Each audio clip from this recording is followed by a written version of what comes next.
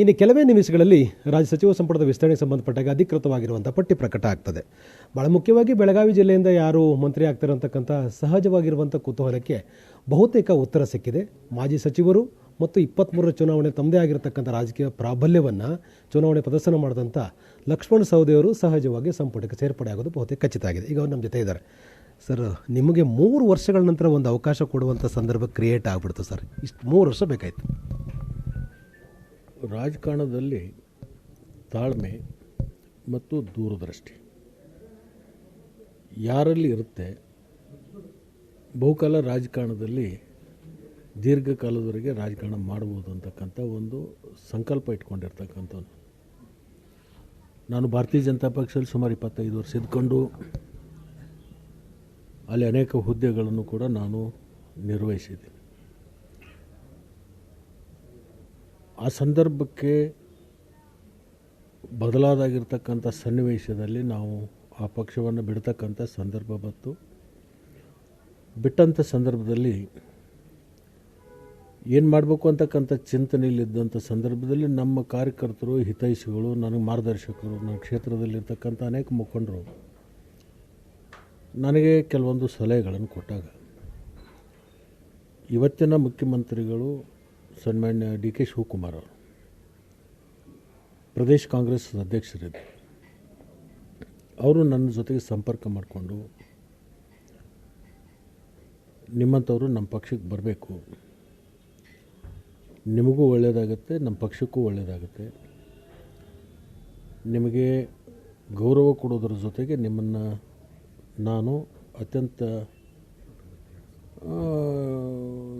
ಯಾವುದಾದ್ರೂ ಒಂದು ನಿಮ್ಮ ಕಾರ್ಯ ಕೆಲಸಗಳನ್ನು ಕೂಡ ನಾನು ಭಾಳ ಶ್ರದ್ಧೆಯಿಂದ ಮಾಡಿಕೊಡ್ತೀನಿ ಅಂತಕ್ಕಂಥ ಮಾತನ್ನು ಹೇಳಿದಾಗ ನಾನು ಅವರಿಗೆ ಕರಾರುಗಳನ್ನು ಹಾಕಿರಲಿಲ್ಲ.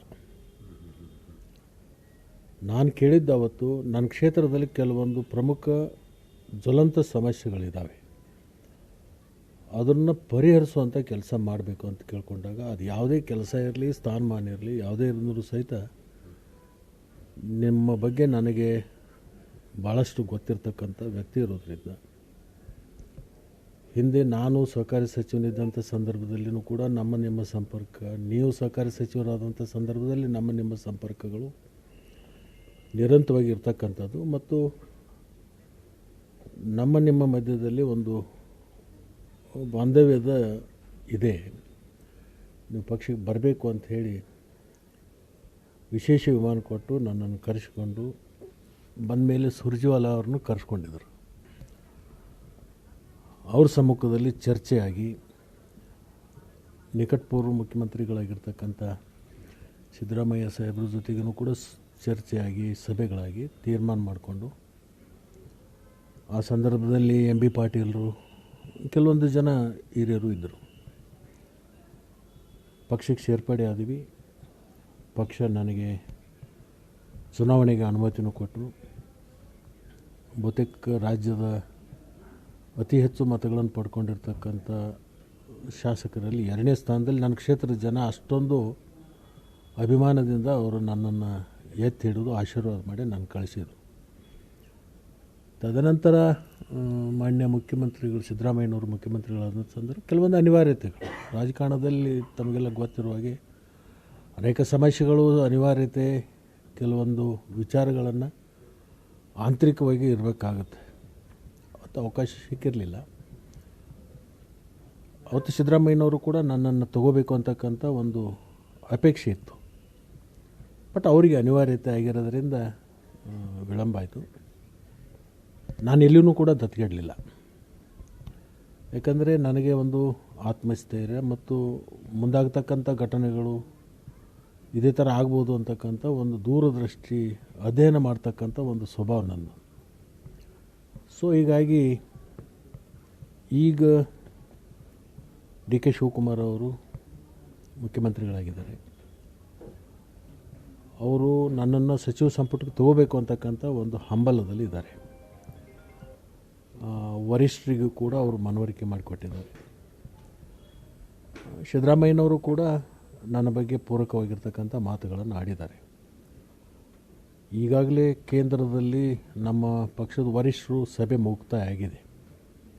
ಒಂದು ಗಂಟೆಯಲ್ಲಿ ಅಭ್ಯರ್ಥಿಗಳ ಘೋಷಣೆ ಆಗ್ಬೋದು. ಅದರಲ್ಲಿ ನನ್ನ ಹೆಸರು ಬರ್ಬೋದು ಅಂತ ಒಂದು ನಿರೀಕ್ಷೆ. ಬಟ್ ಅಧಿಕೃತವಾಗಿ ಯಾವುದೇ ಇನ್ನುವರೆಗೆ ನನಗೆ ಸೂಚನೆ ಆಗಲಿ ಕರೆ ಬಂದಿರತಕ್ಕಂಥದ್ದಿಲ್ಲ.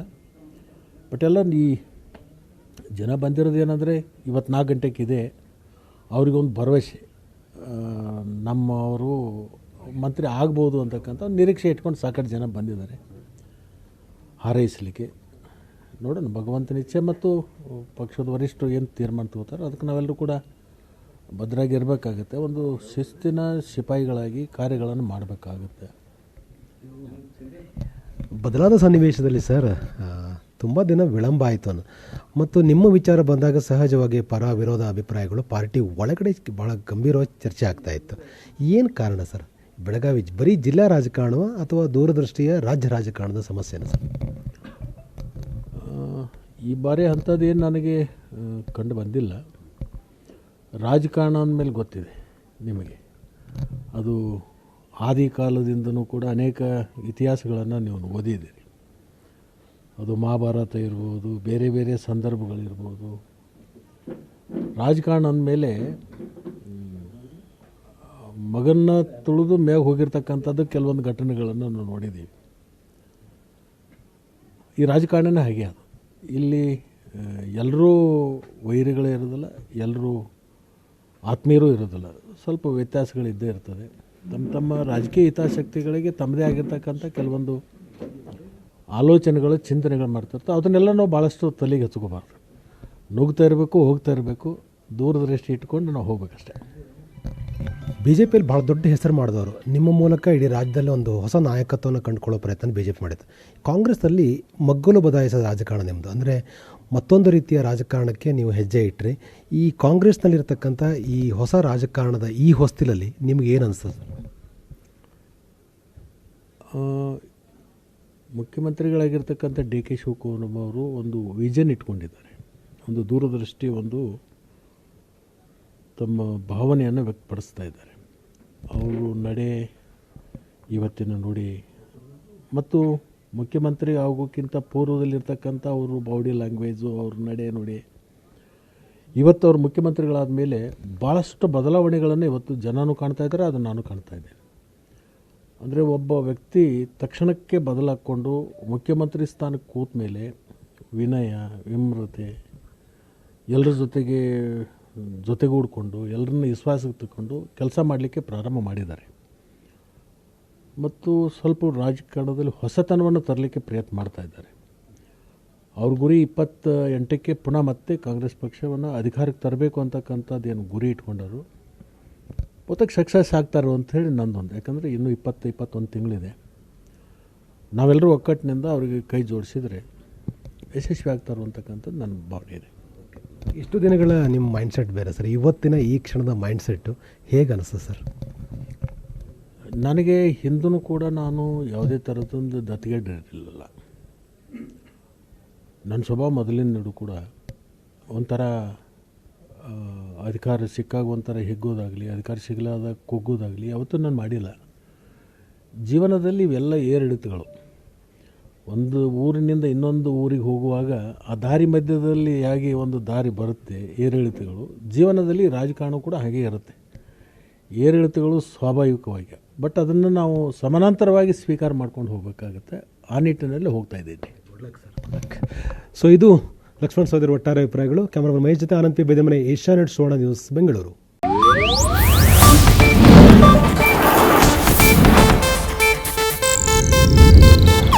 ಇದು ಏಷ್ಯಾನೆಟ್ ನ್ಯೂಸ್ ನೆಟ್ವರ್ಕ್ ಪ್ರಸ್ತುತಿ.